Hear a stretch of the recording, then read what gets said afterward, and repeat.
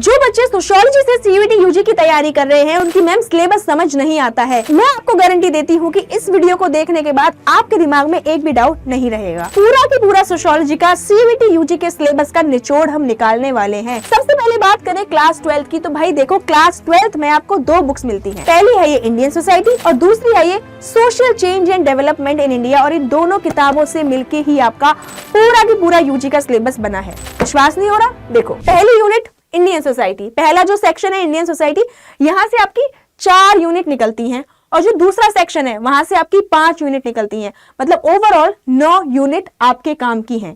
ठीक है, अब बात करते हैं सबसे पहले सेक्शन की। सबसे पहले यूनिट आपकी इंडियन सोसाइटी के स्ट्रक्चर के बारे में बताती है। हम यहाँ पे सबसे पहले पढ़ेंगे डेमोग्राफिक स्ट्रक्चर।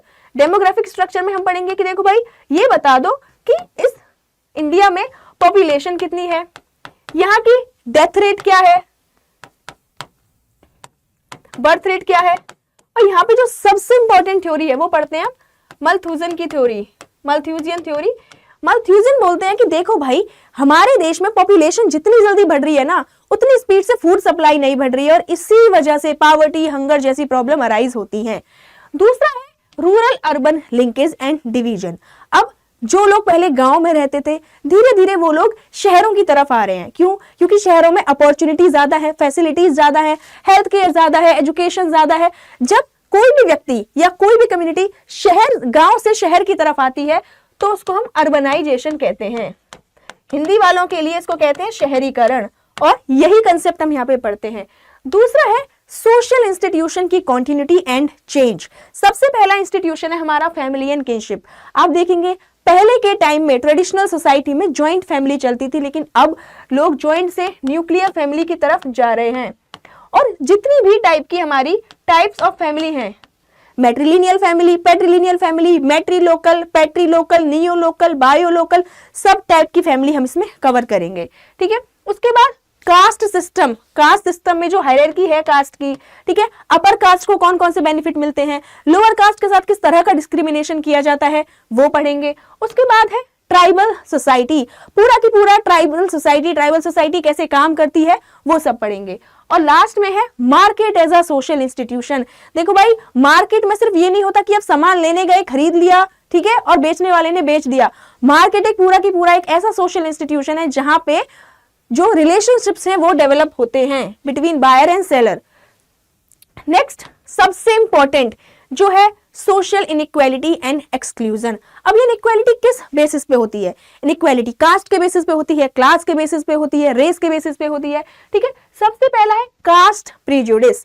सो हमने यहाँ पे पढ़ा था कास्ट, ये हमने यहाँ पे कास्ट सिस्टम पढ़ा था। अब यहाँ पे हम देखेंगे कि कास्ट के बेसिस पे कैसे स्टीरियोटाइप है, किस तरह से कास्ट को हिस्टोरिकली एक्सप्लॉइट किया गया है जो लोअर कास्ट के लोग हैं। अब किस तरह से कास्ट के लिए प्रीजुडिस, यानी हम लोग अपने दिमाग में धारणाएं बनाने लगते हैं और उसके बेसिस पे कास्ट के साथ फिर डिस्क्रिमिनेशन किया जाता है। और यहाँ पे कौन सी कास्ट के साथ डिस्क्रिमिनेशन किया जाता है? That is schedule caste and schedule tribe. फिर है मार्जिनलाइजेशन ऑफ ट्राइबल कम्युनिटी। देखो ट्राइबल जो कम्युनिटी है वो जंगलों में रहती है, ठीक है, मेन स्ट्रीम से वो अलग रहती है, लेकिन धीरे धीरे जो जंगल हैं, जो फॉरेस्ट हैं, वहां से जो उनके रिसोर्सेज हैं वो खत्म होते जा रहे हैं। ठीक है, जो गवर्नमेंट है वहां पे डेवलपमेंट का काम करने लगी है, जिससे ट्राइब्स को एक जगह से दूसरी जगह जाना पड़ता है, उसकी वजह से उनका मार्जिनलाइजेशन हो रहा है। उसके बाद है वुमेन की इक्वालिटी का स्ट्रगल। आप वुमेन को देखेंगे, वुमेन ने हमेशा से ही स्ट्रगल किया है। पहले पॉलिटिकल राइट्स के लिए वुमेन ने स्ट्रगल किया था, वुमेन को पॉलिटिकल राइट्स नहीं थे, वोट देने का अधिकार नहीं था। फिर इक्वल वेजेस के लिए स्ट्रगल किया था कि भाई सेम काम के लिए आदमी को और औरत को अलग अलग तनख्वाह मिलती थी, लेकिन अब ऐसा नहीं है।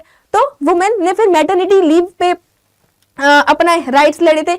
यानी यहाँ पे हम वुमेन के इक्वालिटी के लिए जितने भी उनके स्ट्रगल है उनको पढ़ने वाले हैं। ये है protection of rights of religious minorities.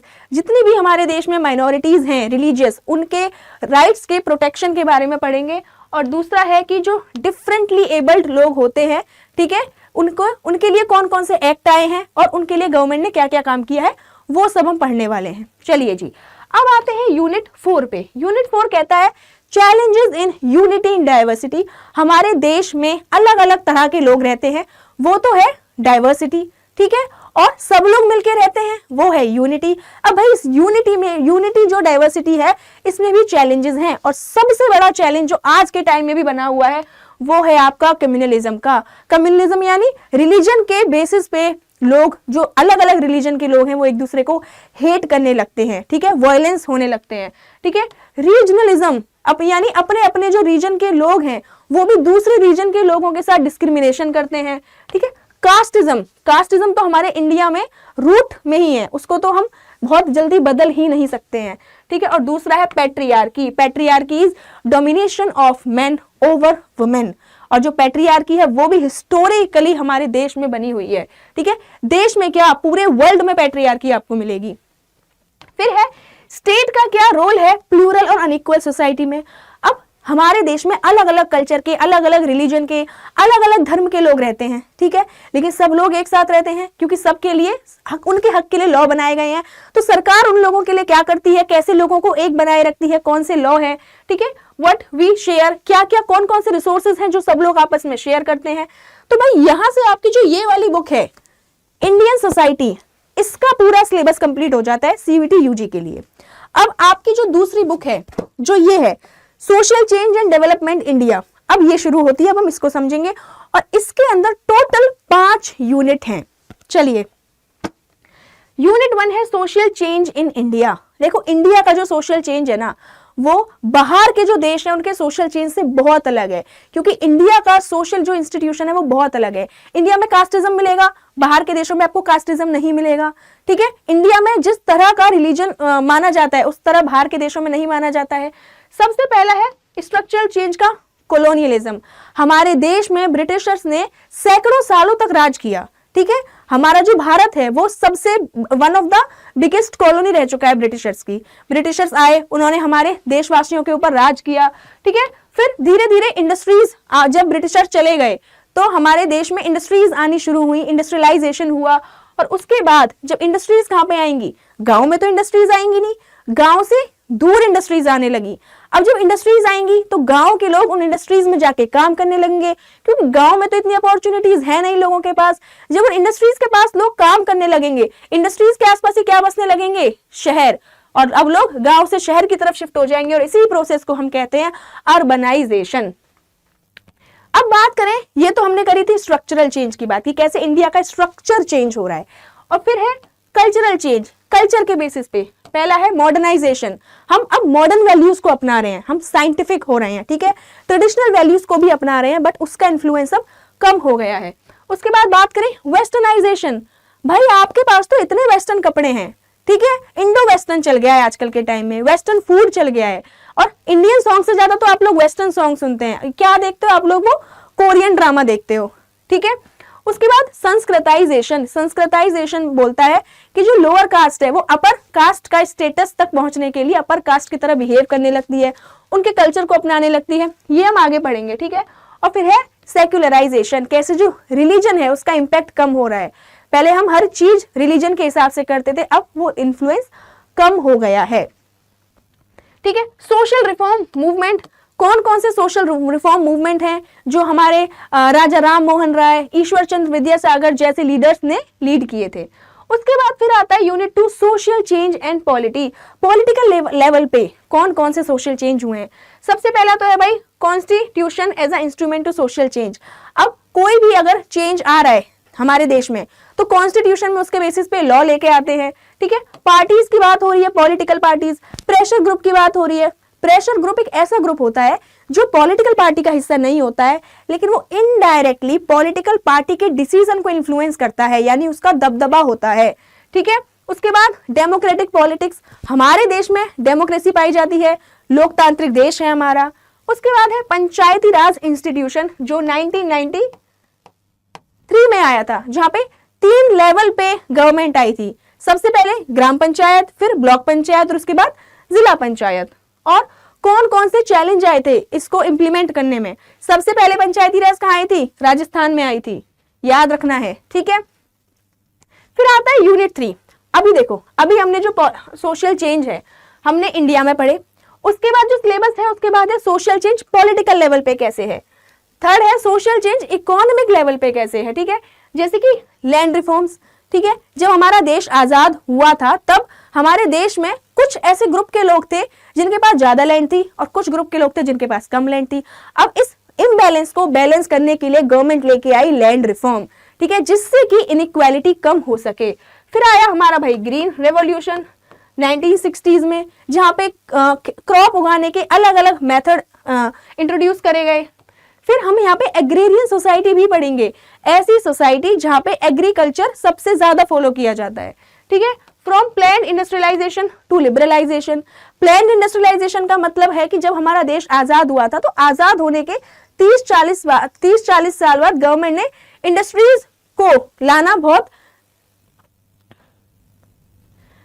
Government ने इंडस्ट्रीज को इंट्रोड्यूस करना स्टार्ट किया, ठीक है। लेकिन बाद में क्या हुआ, गवर्नमेंट लिबरलाइजेशन पे आ गई। लिबरलाइजेशन का मतलब होता है उदारीकरण, कि अब गवर्नमेंट को लगा कि देखो प्राइवेट सेक्टर को कंट्रोल करने से कुछ भी नहीं होगा, प्राइवेट सेक्टर को अब हमें थोड़ा फ्लेक्सिबल करना होगा, टैक्स कम करने पड़ेंगे, बाहर के देश आके हमारे देश में इन्वेस्ट कर सकें, हमारी देश की कंपनियां बाहर के देश में इन्वेस्ट कर सकें, ठीक है। उसके बाद है यूनिट 4 का न्यू एरेनाज ऑफ सोशल चेंज, कि भाई हमने इकोनॉमिक लेवल पे पढ़ लिया, पॉलिटिकल लेवल पे पढ़ लिया, अब ये बताओ कि इस टाइम कौन कौन से सोशल चेंज आ रहे हैं। तो सबसे बड़ा सोशल चेंज है मीडिया, जिसने आप लोगों को भी बिगाड़ के रखा हुआ है, ठीक है।